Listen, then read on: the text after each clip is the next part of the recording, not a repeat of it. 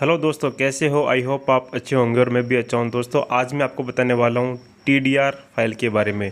तो टीडीआर की full form होती है टिकट डिपॉजिट रिसिप्ट।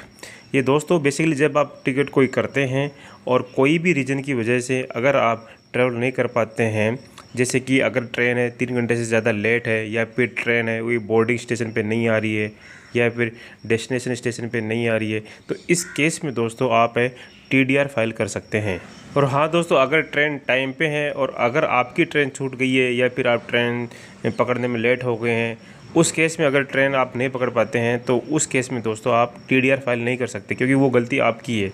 अगर रेलवे की तरफ से कोई भी गलती होती है तो उस केस में दोस्तों आप टीडीआर फाइल कर सकते हैं। टीडीआर फाइल करने के लिए रूल ये है कि ट्रेन डिपार्चर के 1 घंटे के पहले आप कभी भी आप टीडीआर फाइल कर सकते हैं। अब आपके डाउट ये आ रहा होगा कि टिकट को कैंसिल भी तो कर सकते हैं, टीडीआर फाइल करने की क्या ज़रूरत है?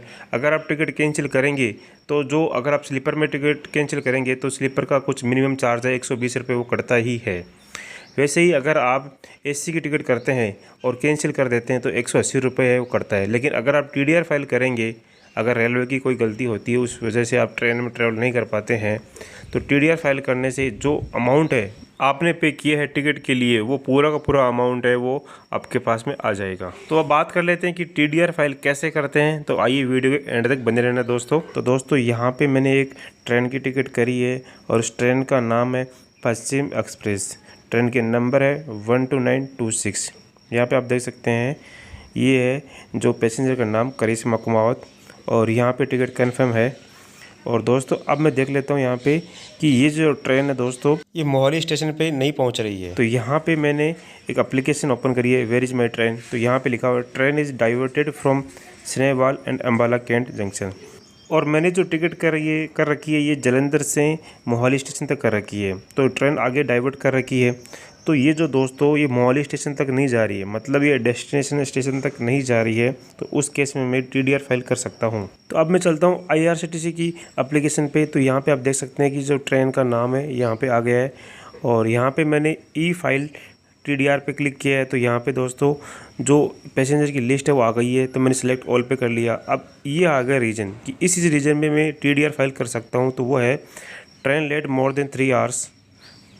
फिर लिखा हुआ difference of fare in case proper coach not attach, कि अगर प्रॉपर कोच है वो अटैच नहीं है दोस्तों, तो उस केस में भी आप टीडीआर फाइल कर सकते हैं।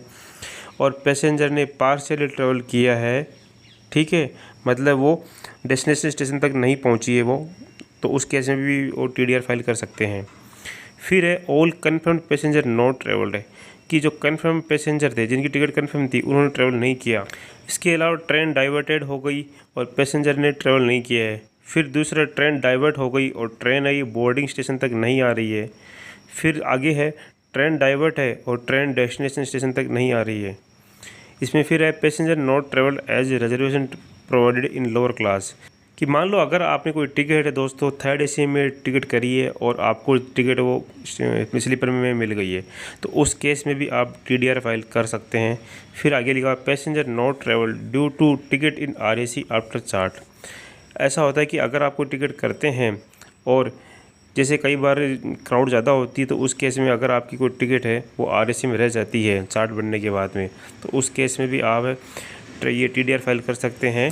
तो यहाँ पे आप देख सकते हैं कि दोस्तों ये जो ट्रेन है डाइवर्टेड है और ये डेस्टिनेशन स्टेशन तक नहीं पहुँच रही है, तो मैंने इस पर यही सिलेक्ट किया है। और फाइल टीडीआर कन्फर्मेशन पूछ रहा है, तो मैंने येस कर दिया यहाँ पे। तो यहाँ पे ये आ रहा है टीडीआर फाइल्ड सक्सेसफुली। तो इस तरीके से आप टीडीआर फाइल कर सकते हैं। अब मैं चेक कर लेता हूँ आईआरसीटीसी की एप्लीकेशन पे जाके ट्रांजैक्शन में गया, फिर यहाँ पे टीडीआर हिस्ट्री दोस्तों ये जो जिस ट्रेन के लिए मैंने टीडीआर अप्लाई किया था तो ये आ गया। और यहाँ पे मैं PNR नंबर डालूंगा और मैं चेक कर सकता हूँ कि मेरा जो रिफ़ंड है वो मेरे को मिला कि नहीं मिला। यहाँ पे स्टेटस पे जाके चेक कर सकता हूँ, और इस पर आप देख सकते हैं कि जो टीडीआर ट्रांजैक्शन ID है, स्टेटस क्या है, इसके अलावा कौन से जोन में हमने टीडीआर ये फाइल किया है, किस डेट को फाइल किया है, सारा का सारा यहाँ पे डेटा है वो आपको मिल जाएगा।